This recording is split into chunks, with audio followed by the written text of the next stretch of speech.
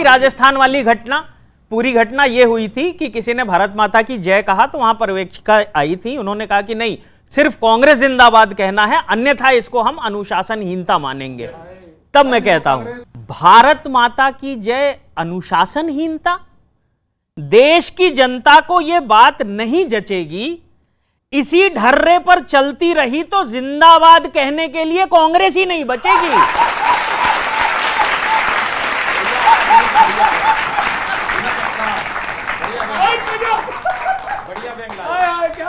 जन भावना को आहत करके जीत के अरमान पाले हैं, गठबंधन अभी ठीक से बना नहीं और तेवर शपथ ग्रहण वाले हैं।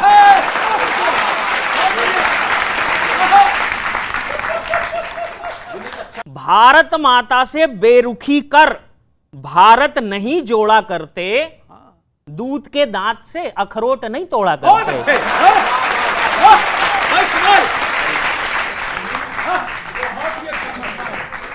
दूध के दांत से अखरोट नहीं तोड़ा करते। अभी भी वक्त है, परिस्थितियों के अकॉर्डिंग सुधर लीजिए।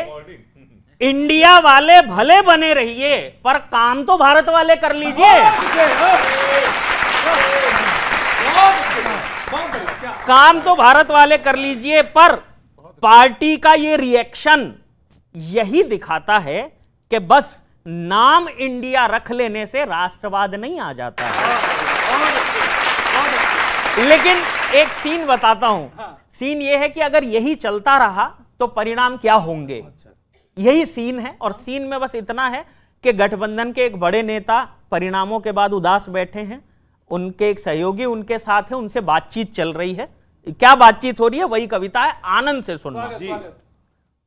बोल रहे हैं बड़े नेता कि परिणाम आ गए, हम हार गए। तो सेक्रेटरी क्या बोलते हैं, बोले परिणाम आ गए, हम हार गए। बोले सर हम तो अपने की हरकतों के मारे हुए थे, आप परिणाम की बात कर रहे हैं, हम तो शुरुआती रुझानों में ही हारे हुए थे।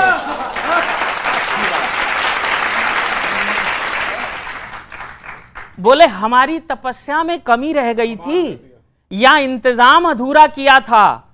बोले सर तपस्या तो पूरी की थी, बस जाप वाला मंत्र गलत पकड़ लिया था।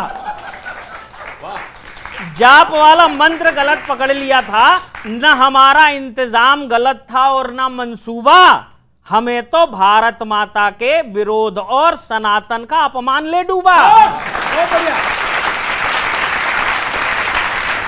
बोले अब आगे क्या किया जाए, अब आगे क्या किया जाए, ये हार के जख्म कैसे भरेंगे।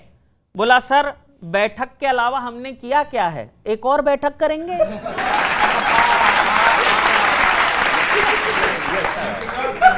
कितना बढ़िया पंचायत यार, कमाल। एक और बैठक करेंगे। और अंतिम लाइन दे रहा हूं, जोरदार उठाना। बोले एक और बैठक करेंगे।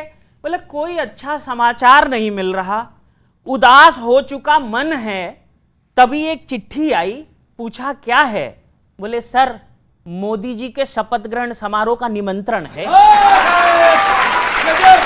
बहुत धन्यवाद, बहुत आभार।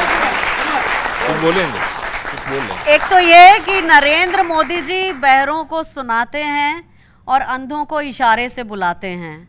और आप जो कह रहे थे उसमें भी एक मीडिया ट्रायल है। आप क्यों ये कह रहे हैं कि भारत शब्द का विरोध हो रहा है? आपने कहाँ सुना? एक दिन आप यूसीसी पर बात करते हैं, दूसरे दिन आप कास्ट बेस्ड सेंसस पे बात करते हैं, तीसरे दिन आप भारत और इंडिया पर बात करते हैं।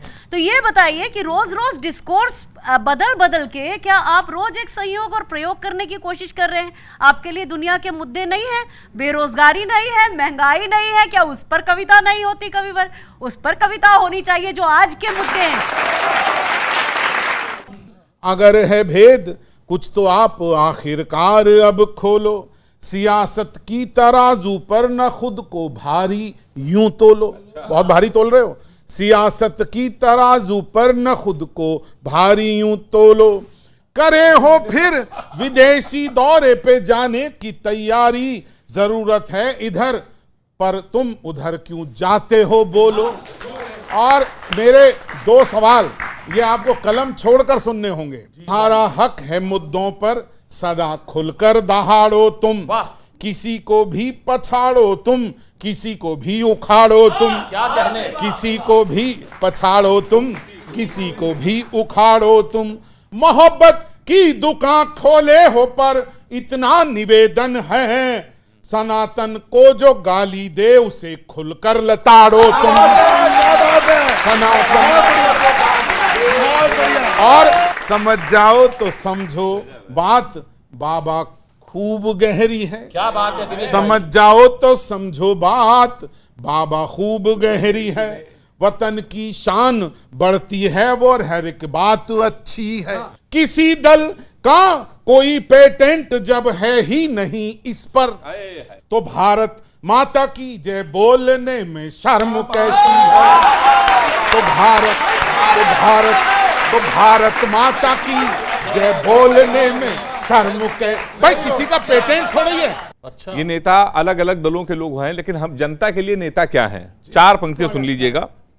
ना छांव बनाना आता है, अगर आपको लगे कि जनता होके बात करिए तो सबका समर्थन चाहता हूं। कमाल। ना छांव बनाना आता है, ना धूप बनाना आता है, मटन बनाना आया पर ना सूप बनाना आता है, बस एक चीज में माहिर हो, सारे नेता सारे दल के, बस एक चीज में माहिर हो, ये अच्छे से पता है जी, नेताओं को हम जनता को बेवकूफ बनाना आता है।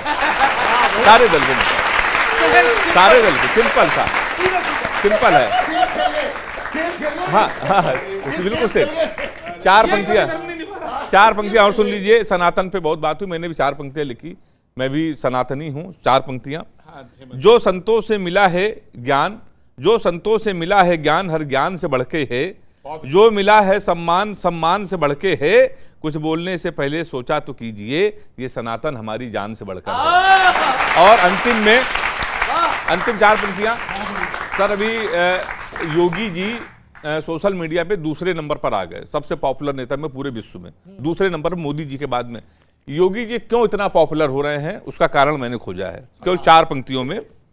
योगी जी ने गुंडों के घर बुलडोजर चलवा दी है, यूपी के हर दबंग को नानी याद दिला दी है।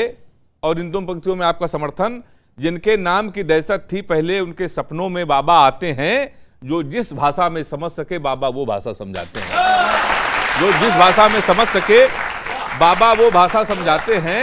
और अंतिम 2 पंक्तियां, वनवास के बाद फिर से रामलला को लाए हैं, इसीलिए योगी जी पूरी दुनिया में ही छाए हैं। बहुत बहुत धन्यवाद, थैंक यू। आप सनातन पर जान देते हैं, हम संविधान पर जान देते हैं।